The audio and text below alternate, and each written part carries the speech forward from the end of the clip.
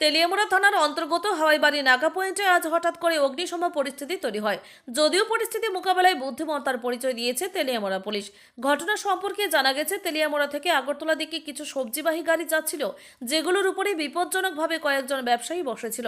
এই বিষয়টা প্রত্যক্ষ করার পরে নাকাতে দায়িত্বে থাকা কনস্টেবল বিশ্বজিৎ মালাকার গাড়িকে থামানোর জন্য সিগন্যাল দিলে গাড়ি কিছু দূরে গিয়ে দাঁড়ায়। এই সময় দায়িত্ব পালনরত কনস্টেবল গাড়ির নাম্বারগুলো যখন লিখছিলেন, তখন নাকি 2-3টা গাড়ি থেকে সবজি ব্যবসায়ীরা নেমে এসে অযথা তাদের বিরুদ্ধে কেস লেখা হচ্ছে এই অভিযোগ তুলে পরিস্থিতি গরম করে তোলেন। পুলিশের বক্তব্য হচ্ছে শুধুমাত্র আইন অনুযায়ী নাম্বারগুলো লিখে রাখা হচ্ছিল, কিন্তু সবজি ব্যবসায়ীদের বক্তব্য হচ্ছে তাদের নামে কেস লেখা হচ্ছিল। কিছুক্ষণ পর একাংশ সবজি ব্যবসায়ীরা দাবি করেন দায়িত্ব পালনরত পুলিশ কনস্টেবল নাকি প্রণামী দাবি করছেন। যদিও এই ব্যাপারে তেলিয়ামুড়া মহকুমা পুলিশ আধিকারিক পান্নালাল সেন প্রত্যাশা ত্রিপুরা প্রতিনিধিকে তথ্য দিতে গিয়ে দাবি করেছেন পুলিশ নাকা পয়েন্টে কোনো প্রকারের অনৈতিক কাজ করেনি।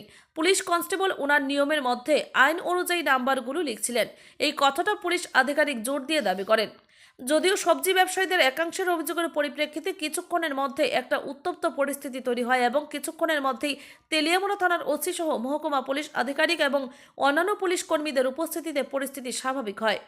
দিনের পর দিন রাজ্যের বিভিন্ন জায়গায় যেভাবে পুলিশ সম্পর্কিত অভিযোগগুলো বা পুলিশ কেন্দ্রিক ঘটনাগুলো উঠে আসছে, এগুলো নিশ্চিতভাবে রাজ্যের সার্বিক পরিমণ্ডলের পরিপ্রেক্ষিতে সুইঙ্গিত বহন করছে না, এটা হলফ করেই বলা যায়। চ্যানেল আরজি। তুলাবাজির অভিযোগ, তেলিয়ামুড়া থানার হাওয়াইবাড়ি নাকাতে বসে আপনি তুলাবাজি করছেন, কি বলবেন বিষয়টা নিয়ে? না, এটা সম্পূর্ণ ভুল। আজকে সকালে আমি আমার ডিউটি করেছি ফার্স্ট টাইম প্রায় 8টা থেকে 9টার দিকে দুটো অবলম্বন সবজির গাড়ি এসেছে। আমি বলেছি আপনারা ফাইনের আওতায় আসেন, আপনারা ফাইন কাটতে হবে। ওরা বলছে না, ফাইন কাটবেই না। না, ওনাদের বক্তব্য যদি ফাইন কাটার হয় ফাইন কাটবে, কিন্তু আপনারা কি বলছেন 100 টাকা 300 টাকা করে আপনাকে দিতে হবে? ওরা ফাইন কাটতে রাজি হইলে আমি বলেছি তাহলে আমি ছবি তুলে কি পজিশনে আছে, আপনারা তো বলছেন ফাইনের আওতায় আসছে না, তাহলে আমি ছবি তুলে আমি ও তো ঠিক আছে পাঠাই হোয়াটসঅ্যাপে, হ্যাঁ ইনস্ট্রাকশন আসলে আমি ছেড়ে দেবো। আপনাদের আর গেট পাস থাকলে আপনারা না, ওনাদের বক্তব্য ওনারা নাকি আপনারা কি বলেছেন ওনাদেরকে 200 টাকা 300 টাকা 100 টাকা দিতে হবে ফাইন আর এই উৎকোচ বাবদ। ওনারা অনেক কিছু বলতে পারে। আমার তাহলে এখানে যারা যতজন মানুষ বলছে ওরা মিথ্যা বলছে, আপনি সত্য বলছেন। না, আমি আমার সত্যতা বলছি।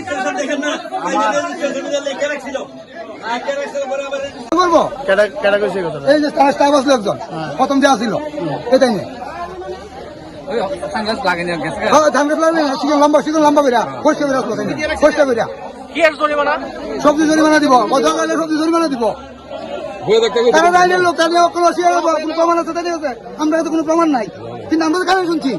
আমি একটা শুনছি তার মধ্যে সত্য নেই,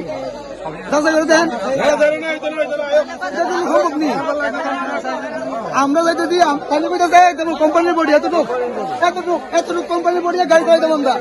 আমরা গাড়িতে কিনে আনছি, ইনস্ট্রুমেন্ট আছে আমরা গাড়ির, কে দিব আমরা ইনস্ট্রুমেন্ট, কে দিব আমরা কাগজপত্র করে আনছি না গাড়ির, সম্পূর্ণ কাগজপত্র আছে। আমরা কাগজপত্র যদি বেল থাকে আমরা 100 বার জরিমানা করেন, আমরা মাথা হইতে নেবো। বালু ডালা খুলে মাল আনছি, ফাইন করেন, আমরা ফাইন দিতে নেবো। আমি নিজে ফাইন কাটতেছি, আমার গাড়ির পেছনে ফাইন কাটতেছি, কিন্তু আমরা ওই গাড়িগুলো দেখেন, ওই গাড়িগুলো দেখেন, ফাইন কাটা গাড়ি আপনারা বলেন, আপনারা কোন ওইগুলো গাড়ি